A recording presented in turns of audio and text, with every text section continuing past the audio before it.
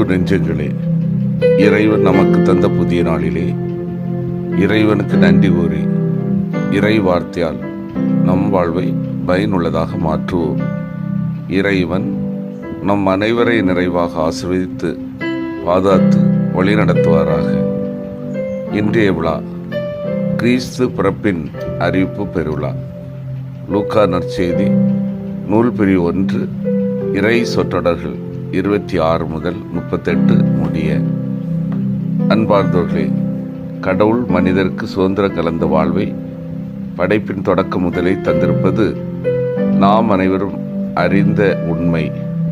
நன்மை எது, தீமை எது, பயனுள்ளது எது என தெரிவு செய்வதில் எல்லா மனிதருக்கும் உரிமை உண்டு. ஆனால் எதை தெரிவு செய்கிறோம் என்பதில்தான் வாழ்வு. கடவுளின் அருள் இருக்கிறது என்பதை அன்றாட வாழ்வு மட்டுமல்ல, இன்றைய திருவிழாவும் சுட்டிக்காட்டுகிறது. ஆதி பெற்றோர் தங்களது சுதந்திரத்தை கடவுளின் விருப்பத்திற்கு எதிராக செயல்படுத்தினர். விளைவு பாவம், சாபம். இது இன்றும் நம்மை சுற்றி வளைக்கிறது, பாவத்தில் பங்காளிகளாக்கிறது.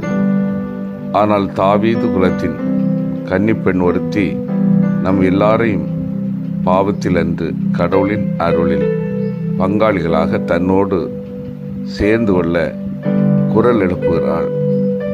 இவள் செய்ததென்ன? கடவுளின் விருப்பத்திற்கு தன் சுதந்திரத்தை அர்ப்பணித்தாள். கடவுளின் கருணை அவளை அருளால் நிறைத்தது.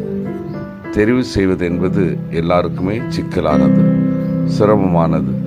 ஏனெனில் 2 எதிரெதிர் காரியங்களுமே முக்கியம் போல தோன்றும் அபாயம் உள்ளது. உதாரணமாக மார்த்தா மரியா செயல்பாடு. மார்த்தா இயேசுக்கு விருந்தளித்து உபசரிப்பதில் கவனமாய் செயல்படுவதால் சித்தரிக்கப்படுகிறார். அதே நேரத்தில் மரியாள் இயேசுவின் காலடியில் அமர்ந்து அவரின் வார்த்தைகளை கேட்டு அதை தன் மனதில் வைத்து தியானிப்பதில் அதிக கவனம் செலுத்துகிறார். இதில் எது முக்கியம் என கேட்கும்போது பல சிந்தனைகள், பல விவாதங்கள் ஒன்றுக்கொன்று எதிராக எழுவது இயல்பான ஒன்று. ஆனால் இயேசு சொல்வதென்ன? மரியாள் நல்லதொரு பங்கினை தெரிவு செய்தாள் என்று. இதே போல கன்னிமரியாளும் வானதூதரின் கலங்காதே, கடவுளின் அருளை பெற்றுள்ளீர், ஒரு ஆண்மகவை பெற்றெடுப்பீர் என்ற வார்த்தைகளை கேட்டதும் நிச்சயமாக சிக்கல் கலந்த சிந்தனையில் சிறிது காலம் செலவழித்திருப்பார்.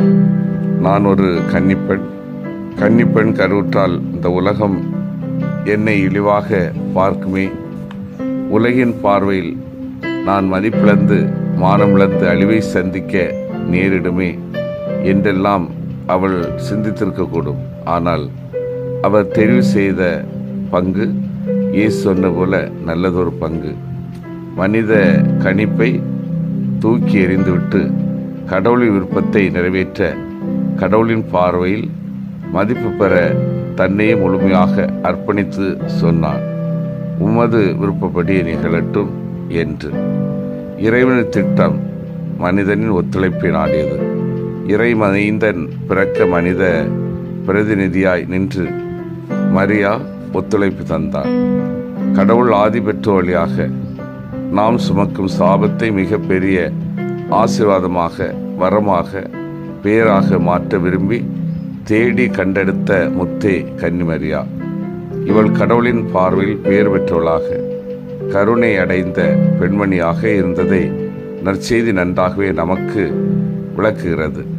படைப்பனைத்தும் பாவத்தால் பரமனை விட்டு விலகி கடவுளின் திரும்ப நிற்கும் பாக்கியத்தை இழந்தது. இதை சீர் செய்ய படைத்தவரே ஒரு படைப்பாக மனித உரு எடுக்க விருப்பம் கொண்டு வரவிருப்பதை வானூர்த வழியாக இவ்வறிப்படலம் ஒரு எளிய கன்னி மூலமாக நமக்கு அருளப்பட்டிருக்கிறது. மரியா ஏதோ கண்மூடித்தனமாக அறியாமையில் கீழ்ப்படியவில்லை, மாறாக அறிந்து உணர்ந்து தூய்மையாக தன்னை இறை திட்டம் நிறைவேற, இறை திருவுளம் அரங்கேற, இதோ உமது அடிமை, விருப்பப்படி நிகழட்டும் என அர்ப்பணித்தாள். கடவுளின் திருவுளத்தை நிறைவேற்ற தான் தயார் என்று சொன்ன நிலையிலேயே அவள் கடவுளின் தாயானாள். ஏனெனில் கடவுளின் வார்த்தை கேட்டு அதன்படி நடப்பவர்களே என் தாயும் சகோதரர் ஆவர் என இயேசு பிற்காலத்தில் சொல்லியிருந்ததை இவ கடவுளின் அருளால் அறிந்தவராய் நல்ல பங்கை தேர்ந்தெடுக்கும் உரிமையுடையவராய் இருந்தார்.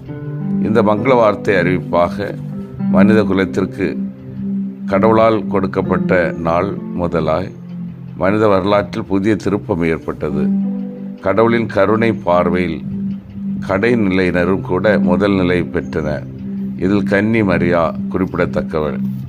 நிறைவு வேண்டுமெனில் குறைபட வேண்டும். இதுதான் அந்த எளிய கன்னிப்பெண் கடவுளின் பார்வையில் முதல் நிலை பெற அடிப்படையாக இருந்த ஒன்று. நம்மையும் இறைவன் விருப்பம் அறிந்து தெரிவு செய்யும் பேர் பெறவும் அருள் நிறைந்தவர்களாய் வாழும் பேர் பெறவும் இந்த நன்னாள் நமக்கெல்லாம் அழைப்பு விடுக்கிறது. மரியாவை போல தாழ்ச்சி, கீழ்ப்படிதல், இறை விருப்பத்தை நிறைவேற்றுவதில் அர்ப்பண மனநிலை போன்றவற்றை நாம் நம்மிலே அணிந்து கொள்ளும் போது கடவுள் நம்மையும் தம் அருளால் நிரப்புவார். சிந்தித்து தியானித்து செயல்படுவோம். மரியாவை போன்று கடவுளின் திருவுளத்திற்கு ஏற்ப நான் வாழ்கின்றேனா? கடவுளின் அழைத்தலில் ஆம் என்று கூறிய மரியாவை போன்று நமது வாழ்விலே இறை அழைப்பை உணர்ந்து வாழ்கின்றோமா? மரியாவை போன்று எளிமை, கீழ்ப்படிதல், தூய்மை, தாழ்ச்சி, பிறநலம் என்னிடம் உள்ளதா? மன்றாடுவோமாக. வல்லமை மிக்க இறைவா, நாங்கள் அனைவரும் மரியாவை போன்று இறை திருவுளத்திற்கு ஏற்ப வாழவும், எங்களது அழைத்தலில் மரியாவை போன்று ஆம் என்று கூறி அதற்கேற்ப செயல்படவும், மரியாவிடம் காணப்படுகின்ற எளிமை, கீழ்ப்படிதல், தூய்மை, தாழ்ச்சி, பிறநலம் போன்ற பண்புகள் எங்களிடம் நிறைவாக காணப்படவும் உதவி செய்தருளும். ஆமீன்.